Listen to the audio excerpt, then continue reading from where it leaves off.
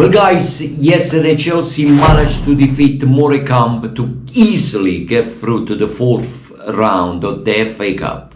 But they had to wait until the end of the first half before they finally managed to find an opener thanks to, ironically, a central defender, Tosin Adarabioyo. Now the question is still the same. How difficult is for Chelsea to score? And again, I don't want to repeat myself continuously, but don't you think we need a better striker here?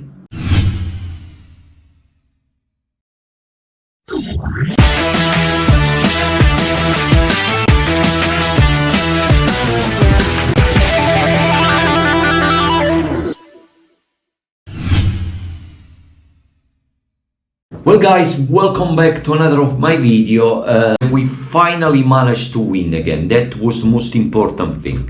To find a win to boost our confidence again, that will eventually allow to carry on progressing like we were doing eventually. But before analyzing the match that Chelsea played against Morecambe, I'd like to give you important news. And the first one is that either both Romeo Lavia and Reece James did feature against Morecambe, and they played the first 45 minutes. Cleverly they were substituted by Maresca simply because Maresca wanted to be extremely cautious. And of course the main concern of Maresca is that both of the players are not getting injury setback, and that is extremely important, especially when we talk about two important players like Reece James and Romeo Lavia. Now let's get back to the match we played against Morecambe. It was an easy win. Chelsea literally trashed Morecambe 5-0 at Stamford Bridge. If you think that we play an EFL League 2 team, you expect Chelsea, of course, to win easily, and they did. As I mentioned, they had to wait almost the end of the first half before they finally managed to find an opener, which wasn't good enough. I mean, just already in the first half, there was a missed penalty from Nkunku. I'm not really pleased in a way Nkunku is committing to his game. Chelsea FC recently is not really focusing as much, and I was expecting much more from Christopher Nkunku yesterday. Well, instead were other different players that they did manage to make an input and really show that they can be extremely important, like Adarabioyo and João Felix. Both of them managed to score 2 goals. Well, let's analyze the starting lineup that Maresca chose to play against Morecambe. First of all, it was unusual to see the connection of Romeo Lavia with João Felix as back midfielder. He decided to play Christopher Nkunku as a forward midfielder with George and Nate on a wing, and straight forward, an attacker, was Marc Guehi. Well, a quite unusual connection as a central back pair in Tosin Adarabioyo and Axel Disasi, with Reece James finally coming back from injury, playing again as a right back, and unusually Renato Vega playing as a left back. Well, Chelsea opened scoring on the 43rd minutes of the first half with Adarabioyo, although there was a deflection, and it was quite a poor performance if you consider that we were playing Morecambe. We were expecting much more than the first half, but they revamped themselves in the second half. They played much better. I was impressed with the performance of João Felix.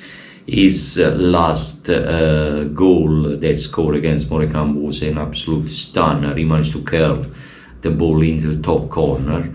And I also was very impressed with the performance of Tosin. He was excellent. I wasn't really impressed with the performance of Marc Guehi. As a solo striker up front, he was very quiet, and also in Nkunku I was expecting much more from the forward midfielder. I was also impressed with the performance of Reece James and Romeo Lavia. Again, remember, those players had just come back from injury, and it was good to see them play that way. And hopefully they'll be fully fit very soon and play much more minutes on the pitch in the next upcoming games. Well, Nkunku missing the penalty in the first half was again a proof that there is not enough focus when it comes to score goals, especially from players that should really score, like forward midfielder or especially strikers, really. Guehi was almost inexistent against Morecambe. Jackson wasn't really used, he was on a bench, and really, if we think about, again, getting back to the same issue I complain all the time, I believe that in the long term, Chelsea will need a decent striker. It's true what Maresca say that we have a young squad, and overall, sooner or later, will develop into a fantastic team and eventually win trophy. But I like to remind that without a decent striker, we can win games that we don't deserve to win sometimes. To become a winner, sometimes you need to win also when you don't deserve to win. That's the only way to win Premier Leagues and FA Cup. You need to be a bit focused from the point of view of I can see Jackson doing that kind of work, really. Now let's switch our attention, guys, to the latest transfer news. I mean, Chelsea, before buying, they need to try to manage to sell a few players. Desbriol, Axel Disasi, Cesare Casadei, and definitely Ben Chilwell will be allowed to leave the club already.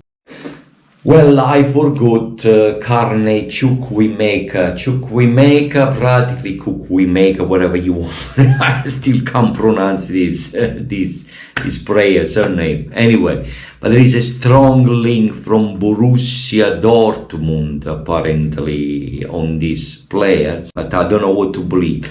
At the end of the day, most of these news are gossip. There is also a strong link. An interest from both Torino and Naples SC in Cesare Casadei. For sure, Ben Chilwell will be allowed to leave the club. I don't see any intention on Maresca in using these players, and 100% they'll be the player that will be leaving the club already during this January transfer market. I don't know what will happen to Axel Disasi yet, but I don't think he's a reliable player from my point of view for Chelsea to focus on, really. Chelsea's after a central defender during this transfer window, and Guehi is an alternative. There is a strong link in this player from Chelsea, and it is quite, again, frustrating that Chelsea is looking again to a player that they sold out in recent years. It's not really profitable if you think about. I mean, the value of the player is around $68 million, which is how much Crystal Palace value the player anyway.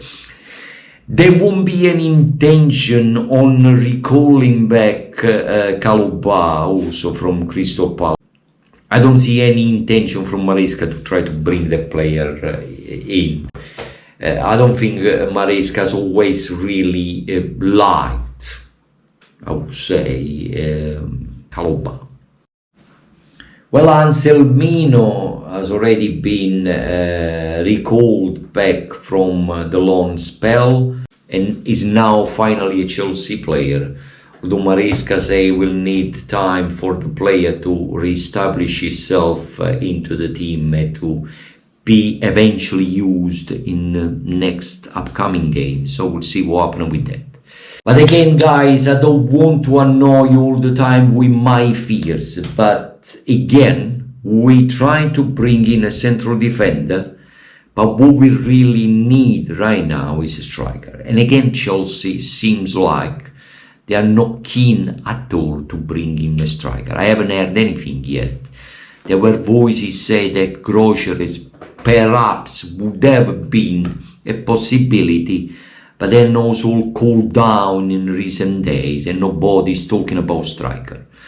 I don't really know what to expect from Chelsea and what intention they have about bringing in a striker during this transfer window market. So let's see what happens. Well, next Chelsea game in the Premier League will be against Bournemouth at Stamford Bridge. I think it's on the 14th of January. Yes, yeah, it is. There will be much more of an important test for Chelsea, which will give us a better indication of a possible progression of Chelsea.